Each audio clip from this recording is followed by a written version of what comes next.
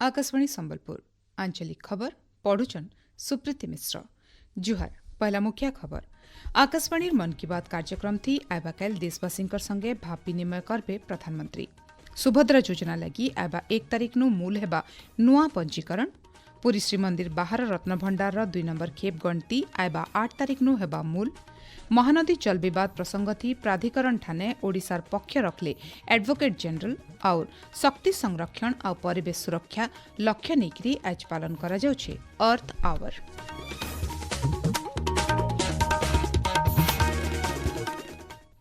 एथर पूरा खबर प्रधानमंत्री नरेंद्र मोदी आबाकाल दिनर 11 बजे आकाशवाणी मन की बात कार्यक्रम जरी देश और दुनिया सारा लोकंकर संगे विचार विनिमय करबे। इटा तंकर 132 नंबर मन की बात कार्यक्रम हेबा। मन की बात कार्यक्रम आकाशवाणी और दूरदर्शन जरिए आर AIR news website news on AIR mobile app थी प्रसारण कराजिबा। आकाशवाणी संवाद डीडी न्यूज पीएमओ ऑफिस और सूचना और प्रसारण मंत्रणालय यूट्यूब चैनल थी बिल इतार सीधा प्रसारण कराजिबा। प्रधानमंत्री हिंदी अभिभाषण उतरु आंचलिक भाषा थी इतार प्रसारण कराजिबा। मुख्यमंत्री मोहन चरण माझी आजठानु दिल्ली गस्त थी जाइछन। ई अवसर मुख्यमंत्री श्री माझी राष्ट्रपति द्रौपदी मुर्मू को साक्षात करबे। इतार सहित भिन्न भिन्न केन्द्र मंत्री और केन्द्रीय नेता मानकर संगे साक्षात करिकरी राज्यर स्वार्थ बाबद भिन्न भिन्न प्रसंग थी आलोचना करबार कार्यसूची रहिछे। मुख्यमंत्री संगे बीजेपी राज्य सभापति मनमोहन सामल भी दिल्ली जाइछन। सुभद्रा योजना लगी एप्रिल 1 तारिख नुआ पंजीकरण मूल हेबा बोली उपमुख्यमंत्री प्रभाती परिड़ा सूचना दैछन। श्रीमती परिड़ा कहिछन योजना थी आहुरी हिताधिकारी मानको सामिल करबा लगी पंजीकरण कराजिबा। एप्रिल 1 नु 30 तारिख तक सुभद्रा पोर्टल जरिए योग्य हिताधिकारी माने आवेदन करि पारबे। जेन माने आगनु आवेदन नाई करी खाली सेमाने ही करि पारबे। एथि लगी सब अंगनवाड़ी केन्द्र और सीडीपीओ कार्यालय न फॉर्म जुगै दियाजिबा बोली उपमुख्यमंत्री श्रीमती परिड़ा कहिछन।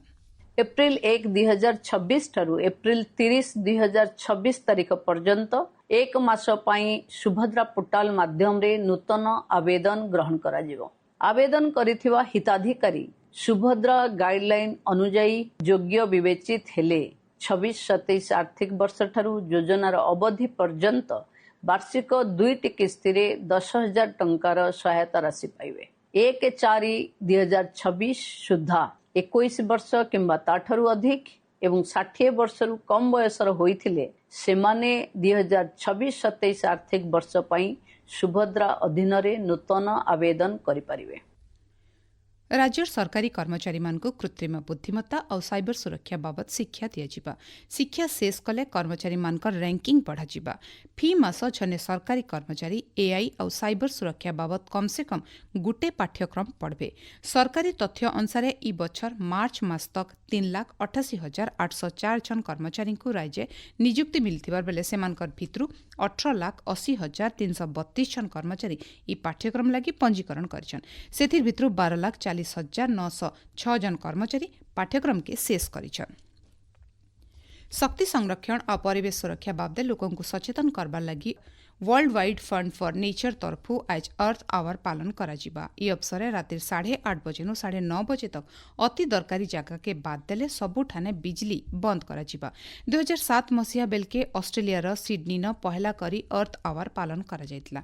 ई बछर गुटे घंटा पूर्ति लगी समर्पण कर्मा वार्ता नेकरी अर्थ आवर पालन करा जाउछे। ई अवसर मुख्यमंत्री मोहन चरण माझी समको गुटे घंटा बिजली बंद करिकरी धरती मा लगी मिलित दायित्व बाबद चिंता करबार के आह्वान दैछन।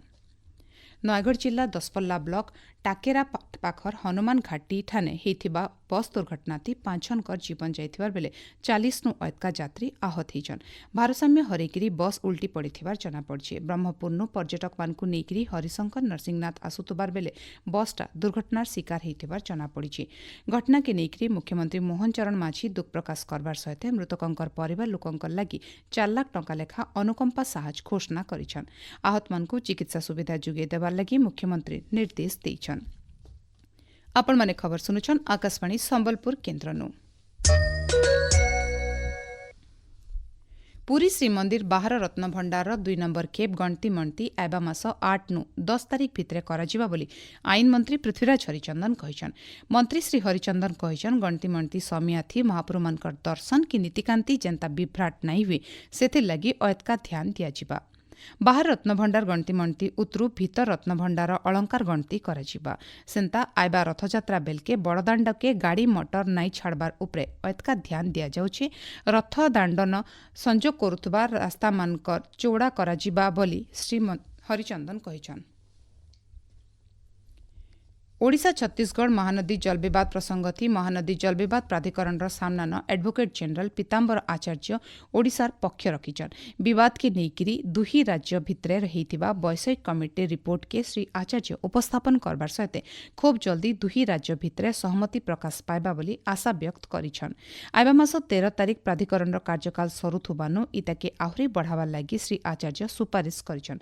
मामलार आइबा सुनानी आइबा मास 11 तारिख दिन करबार के प्राधिकरण धारिज करिछन।